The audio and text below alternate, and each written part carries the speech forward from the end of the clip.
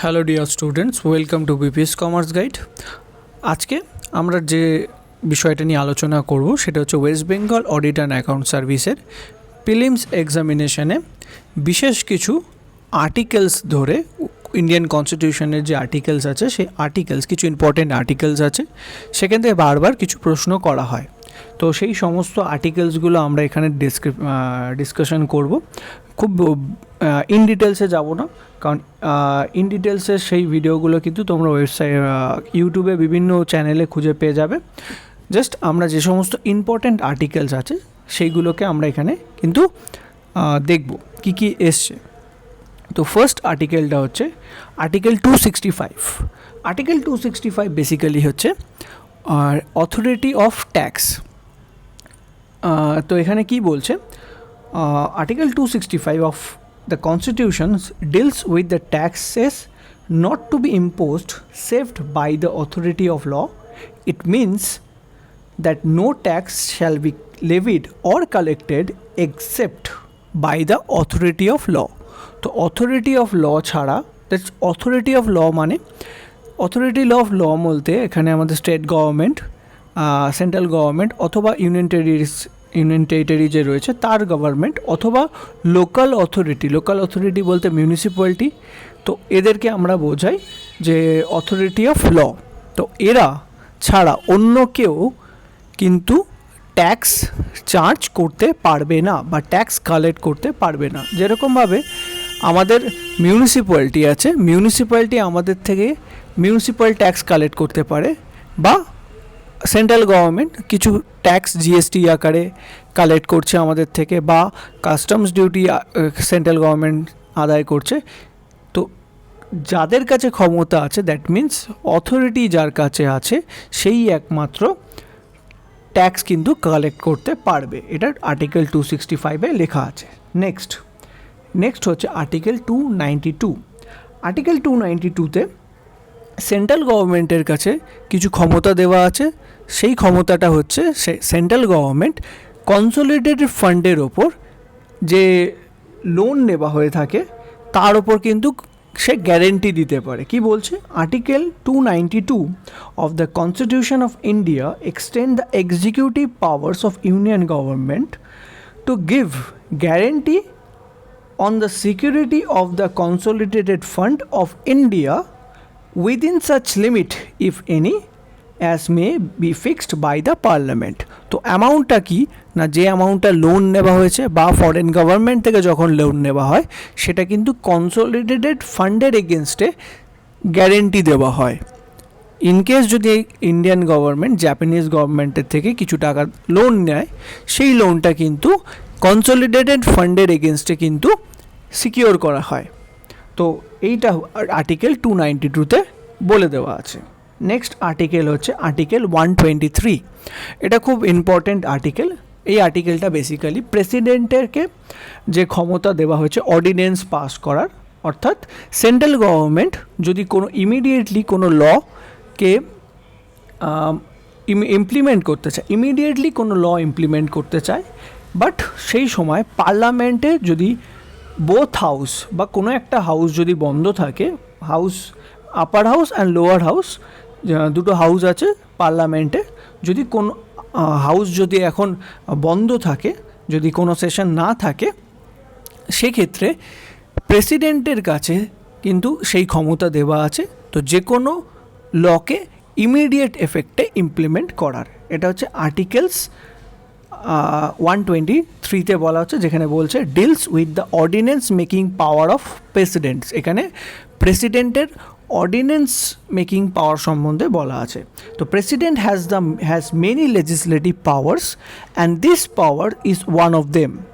He can only promulgate the ordinance under these circumstances when both the houses or either of the house is not in session.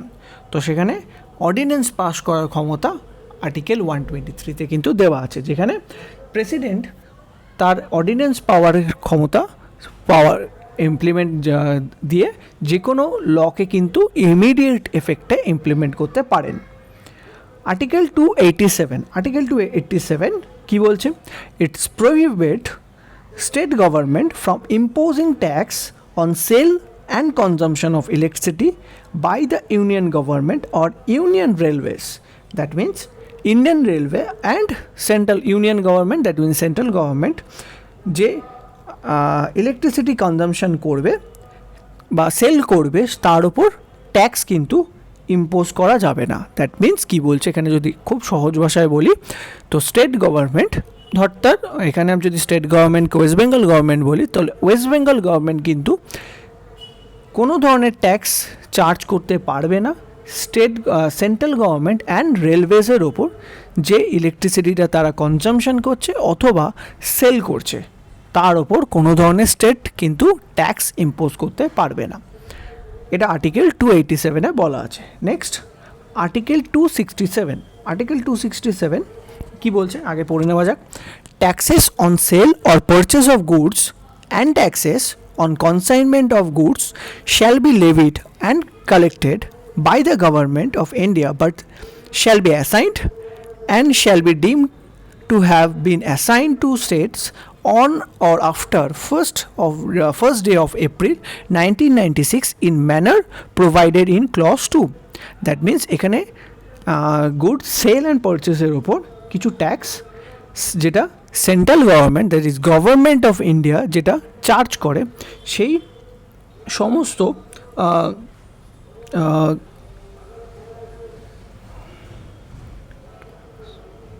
সমস্ত কালেকশনের দায়িত্ব কিন্তু পরবর্তীকালে state গভর্নমেন্টকে দিয়ে দেওয়া হয়েছে।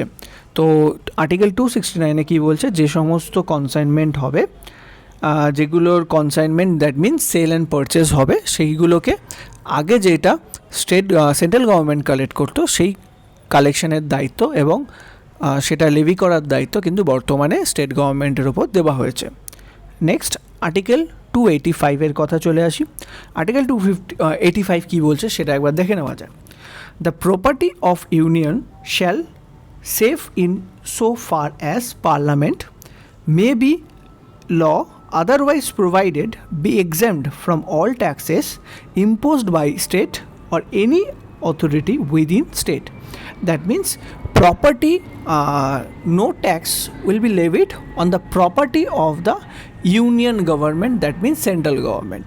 তো সেন্ট্রাল গভর্নমেন্টের যদি কোনো প্রপার্টি থাকে তার ওপর কিন্তু কোনো স্টেট গভর্নমেন্ট ট্যাক্স চার্জ করতে পারবে না। এখানে একটা এক্সাম্পল আমরা ধরে নিতে পারি, সাপোজ কোনো মিউনিসিপ্যালিটির আন্ডারে সেন্ট্রাল গভর্নমেন্টের কোনো প্রপার্টি আছে। মিউনিসিপ্যালিটি কী করে, মিউনিসিপ্যাল ট্যাক্স তার সিটিজেনের থেকে কিন্তু কালেক্ট করে। সেই এরিয়ায় যে মিউনিসিপ্যালিটির আন্ডারে যে মানুষেরা থাকে তাদের থেকে কিন্তু মিউনিসিপ্যাল ট্যাক্স কিন্তু কালেক্ট করে। বাট সেখানে যদি কোনো সেন্ট্রাল গভর্নমেন্টের কোনো প্রপার্টি থাকে সেই প্রপার্টির ওপর কিন্তু সেই পার্টিকুলার মিউনিসিপ্যালিটি কোনো ট্যাক্স ইম্পোজ করতে পারবে না বা কালেক্ট করতে পারবে না। এটা আর্টিকেল 285-এ কিন্তু পরিষ্কার বলে দেওয়া আছে। নেক্সট আর্টিকেল হচ্ছে আর্টিকেল 285। তো আর্টিকেল 285 কী বলছে, the property and income of state shall be exempted from union taxation. তো এখানে ইউনিয়ন ট্যাক্সেশনের থেকে স্টেট গভর্নমেন্টের যে ইনকামগুলো আছে সেখানে কিন্তু ট্যাক্স চার্জ করা যাবে না। এটা যদি খুব সিম্পলিফাই করে বলা যায় সেটা হচ্ছে স্টেট গভর্নমেন্ট যে আর্ন করবে, যে ইনকামটা করবে, সেই ইনকামের ওপর কোনো ধরনের ট্যাক্স কিন্তু সেন্ট্রাল গভর্নমেন্ট চার্জ করতে পারবে না। তো এইটা বলছে আর্টিকেল 289-এ। যেমন কোনো একটা স্টেটে, পার্টিকুলার স্টেটে যদি কোনো স্টেট গভর্নমেন্ট পার্টিকুলার কোনো একটা গুডস সেল করে, সেই গুডসটা সেল করার পরে যদি সেই পার্টিকুলার স্টেট গভর্নমেন্ট কিছু প্রফিট আর্ন করে থাকে বা কোনো ইনকাম করে থাকে, জেনারেট করে থাকে, সেই ইনকামের ওপর কিন্তু সেন্ট্রাল গভর্নমেন্ট কোনো ট্যাক্স চার্জ করতে পারবে না। নেক্সট আজকের লাস্ট আর্টিকেল 246। তো আর্টিকেল 246 কী বলছে, parliament has exclusive power to make laws with respect to any of the matters enumerated in list 1 in the 7th schedule in this constitution referred to as union list. তো এখানে union লিস্টের আন্ডারে যে সমস্ত listed item রয়েছে union লিস্টের আন্ডারে, সেই ইউনিয়ন লিস্টের আন্ডারে যে সমস্ত লিস্টেড আইটেম রয়েছে যে এই পার্টিকুলার বিষয়গুলোর উপর সেন্ট্রাল গভর্নমেন্ট যে কোনো ধরনের ল পাস করতে পারে, সেই এক্সিকিউটিভ পাওয়ারটা কিন্তু পার্লামেন্ট দিয়েছে। পার্লামেন্ট সেন্ট্রাল গভর্নমেন্টকে এই ক্ষমতা দিয়েছে যে ইউনিয়ন লিস্টে যে সমস্ত আইটেম লিস্টেড আছে, পার্টিকুলারলি ডিফেন্স রিলেটেড বা রেলওয়ে রিলেটেড যে সমস্ত প্রপার্টি আছে বা সেই সমস্ত সেগমেন্টে ইউনিয়ন গভর্নমেন্ট যে কোনো ধরনের ল পাস করতে পারে, সেখানে কিন্তু কোনো ধরনের স্টেট গভর্নমেন্ট ইন্টারফেয়ারেন্স হবে না। তো সেখানে সেন্ট্রাল গভর্নমেন্ট যেটা বলবে সেটাই কিন্তু ফাইনাল হবে। তো থ্যাংক ইউ। তো আশা করছি এই ভিডিওটা তোমাদের হেল্পফুল হবে যারা যারা অডিট অ্যান্ড অ্যাকাউন্ট সার্ভিসের প্রিপারেশান করছো। তো এই ভিডিওতে আমরা স্পেসিফিক কিছু আর্টিকেল সম্বন্ধে জানলাম যেগুলো বিভিন্ন ইয়ারে এসছে, সেইগুলো আর বিভিন্ন ইয়ারের যে প্রশ্নগুলো সেগুলো তোমরা আমাদের ওয়েবসাইট, আমাদের ইউটিউব চ্যানেলের থেকেও পেয়ে যেতে পারো। সেখানে আমাদের West Bengal audit and account সার্ভিসের 2017 থেকে 2021 5 বছরের বিগত 5 বছরের কোশ্চেন পেপার কিন্তু দেওয়া আছে, সেগুলো তোমরা দেখতে পারো এবং সেখান থেকেই কিন্তু আমরা শর্ট লিস্টেড করে এই আর্টিকেলগুলো বার করেছি। এটা ছাড়াও তোমরা আমাদের ইউটিউব চ্যানেলে ক্যাক ডিপিসি অ্যাক্ট সম্বন্ধেও জানতে পারবে। এটা ছাড়া তোমরা জানতে পারবে বিভিন্ন ধরনের ফান্ডের সম্বন্ধে, সেন্ট্রাল গভর্নমেন্টের আন্ডারে যে সমস্ত ফান্ড থাকে সেই সমস্ত ফান্ডের সম্বন্ধেও জানতে পারবে, যেগুলো খুবই ইম্পর্ট্যান্ট অডিট অ্যাকাউন্ট সার্ভিসের জন্য। তো সেগুলো একটু দেখে নিও। Thank you very much.